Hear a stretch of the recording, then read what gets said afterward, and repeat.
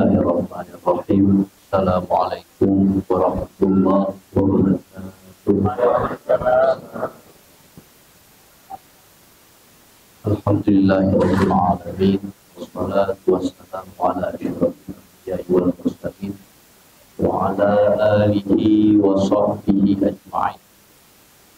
Syukur kepada Allah Subhanahu wa ta'ala. Salawat salam pada baginda Nabi Muhammad sallallahu alaihi wasallam serta seluruh sahabat keluarga sekalian. Qala Rasulullah sallallahu alaihi wasallam, ya Ibnu Mas'ud, julusika sa'atan fi majlisil ilmi la tamassu wa la taqtulu harfan khairul laka min ajri alfi raqabah.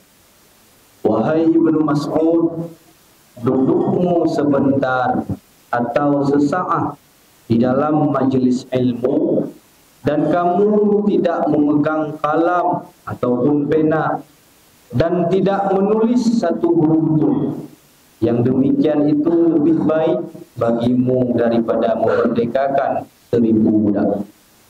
Kemudian Nabi melanjutkan, wa nadruka ila wajhil alim khairul laka min alfi farasin tasaddaqta biha fi sabilillah wa salamuka 'alal alim khairul laka min ibadati alfasana.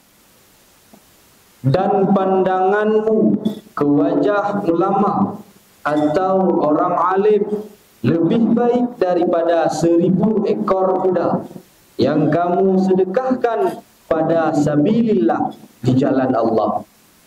Dan salammu kepada orang alim atau ulama itu lebih baik daripada beribadah 1000 tahun. Begitulah Nabi mengajarkan kepada sahabatnya Ibnu Mas'ud, yang mana juga menjadi pengajaran kepada kita selaku umat Nabi, agar senantiasa mencintai dan menghargai ilmu, majelis ilmu, serta memuliakan para ulama. Di dalam hadis lain Nabi katakan, al-ulama'u warasatul anbiya. Ulama ialah waris para nabi. Menghadiri majelis ilmu walau tidak membawa buku dan membawa pulpen untuk menulis atau mengambil manfaat ilmu itu lebih baik, kata Nabi. Apalagi hadir di majelis ilmu dengan membawa pena ataupun kalam, malah itu jauh lebih baik. Imam Syafi'i mengatakan, al-ilmu saydun wal kitabatu qayduhu faqayyid suyulaka bil hibalil wathiqah. Ilmu itu bagaikan hewan buruan dan menulis itu adalah ikatannya.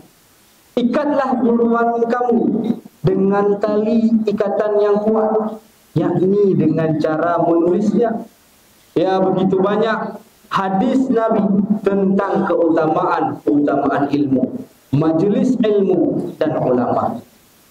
Sehingga Hujjatul Islam Imam Al-Ghazali di dalam kitab Mukasyafatul Qulub menyebutkan keutamaan Al-Quran, ilmu dan ulama itu pada bab tersendiri.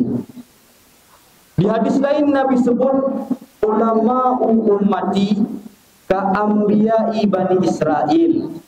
Ulama di kalangan umatku itu seperti nabi-nabi di kalangan Bani Israel. Dihikayatkan di dalam mimpi seorang ulama, Imam Al-Ghazali, atau ulama di kalangan umat Nabi Muhammad, pernah bertemu dengan Nabi Musa yang merupakan nabinya Bani Israel di dalam arwah. Awalnya Nabi Musa bertanya kepada Nabi Muhammad, wahai Rasulullah, apakah benar engkau yang mengatakan bahwa ulama-ulama di kalangan umatmu seperti nabi-nabi para Bani Israel? Nabi Muhammad menjawab, benar ya Musa. Lalu Nabi Musa bertanya, seakan tidak percaya, ulama yang bagaimana yang engkau maksud?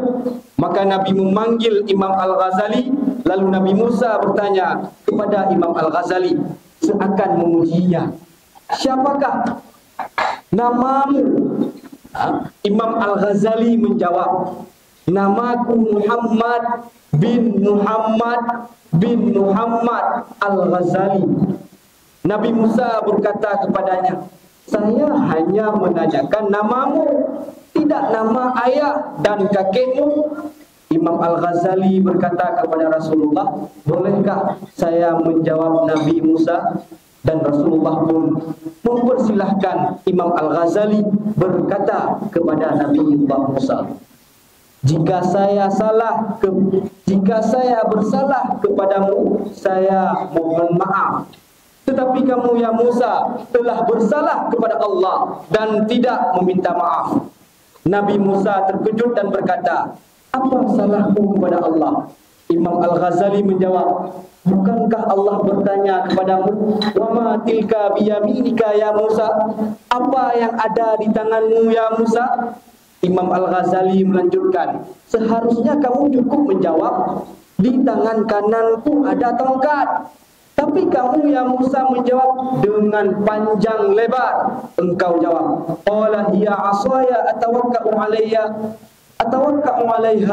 wa ahashu biha 'ala ghanami wa liya fiha ma'adi bukhra. Berkata Musa, ini adalah tongkatku. Aku tekankan tongkat ini, dengan tongkat ini aku berjalan dan aku memukul dengannya daun-daun kayu supaya gugur kepada kambing-kambingku.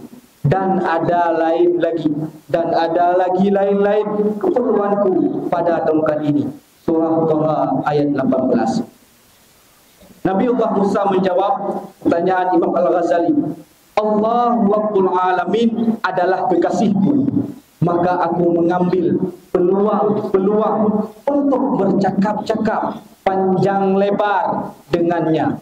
Kemudian sambil tersenyum, Imam Al-Ghazali pun menjawab, begitu juga aku ya Nabi Musa, engkau adalah kekasihku, maka aku juga mengambil kesempatan untuk bercakap-cakap lama denganmu. Dan Nabi Musa pun membenarkan apa yang telah disabdakan oleh Rasulullah, ulama ummati ka'ambiyai Bani Israel. Ulama kalangan umatku sama pangkatnya seperti Nabi di kalangan Bani Israel. Hadanallahu wa iyyakum ajma'in. Wassalamualaikum warahmatullahi wabarakatuh.